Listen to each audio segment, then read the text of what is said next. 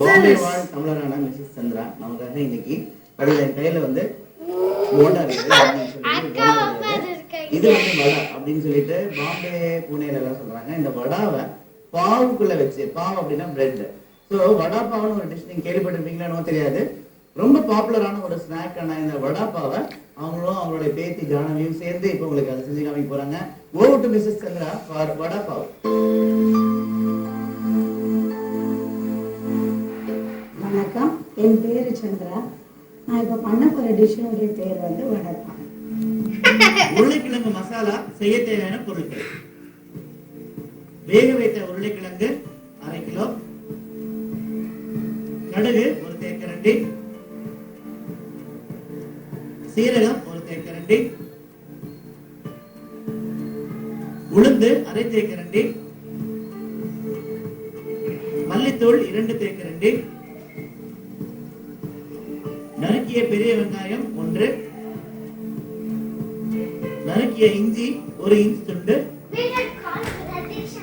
நறுக்கிய பச்சை மிளகாய் 2, கருவேப்பிலை மற்றும் கொத்தமல்லி தழை சிறிதளவு, எண்ணெய் 2 மேஜைக்கரண்டி, உப்பு தேவையான.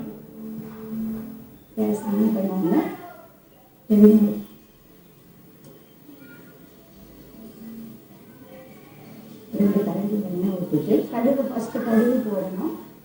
அம்மாவுடைய குரல் வந்து கடுகு போடணும், சீரகம் போடணும், உளுத்தம் பருப்பு அது இது இல்ல சோர் த்ரோட்.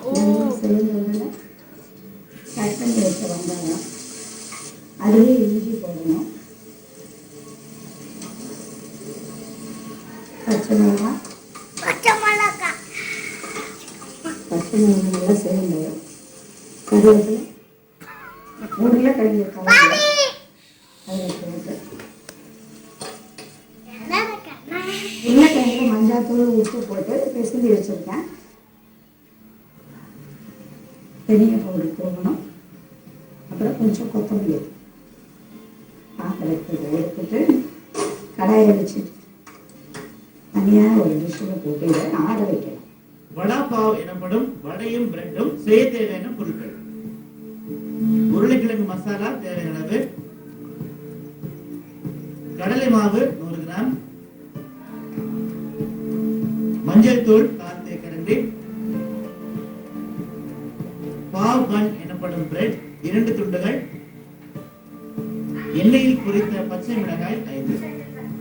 கடாயில் எண்ணெய்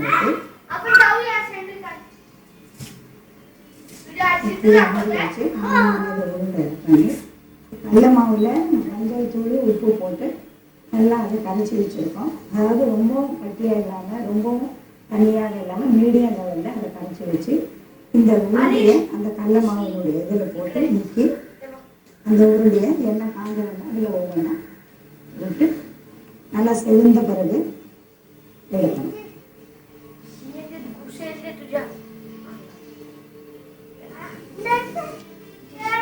இது அரைச்சி செவந்த எடுத்துட்டு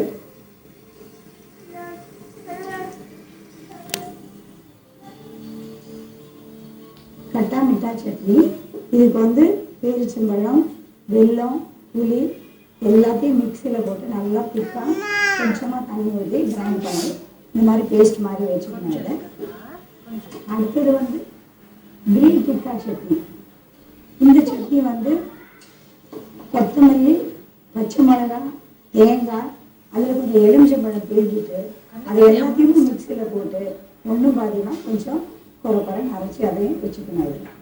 இது அதுக்கு அப்புறமும் சில்லியை நல்லா கட் பண்ணிவிட்டு இந்த எண்ணெய் நல்லா காஞ்சோன்னா அதில் கொஞ்சம் உப்பை தெளிச்சுட்டு அந்த சில்லியை எடுத்து அதில் போட்டு நல்லா ஃப்ரை பண்ணி அதை எடுத்து தனியாக வச்சுக்கணும். அது வச்சாதான் அந்த வடைப்பாவனுடைய இதுவே நல்லாயிருக்கும். இல்லை, அதுக்கு தேவையான இதெல்லாம் நல்லா இருக்கு. அதில்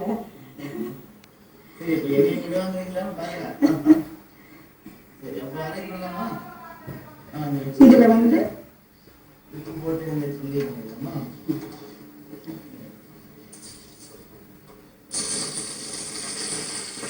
அந்த கிரீன் கலர் வந்து கொஞ்சம் ப்ரௌனிஷாக மாறணும். ஆரஞ்சு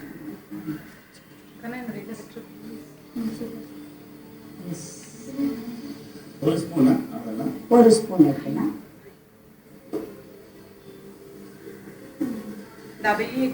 दाबेली नाही, आमच्या आईंनी चेन्नईमध्ये वडापाव फेमस करून टाकलाय. तिकडे माहित नव्हतं का? नाही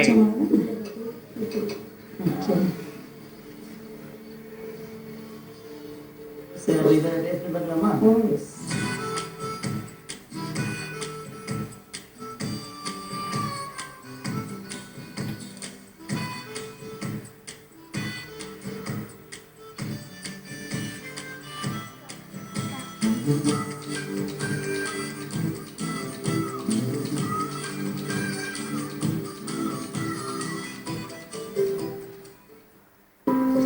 இந்த லைன் இருக்குமா?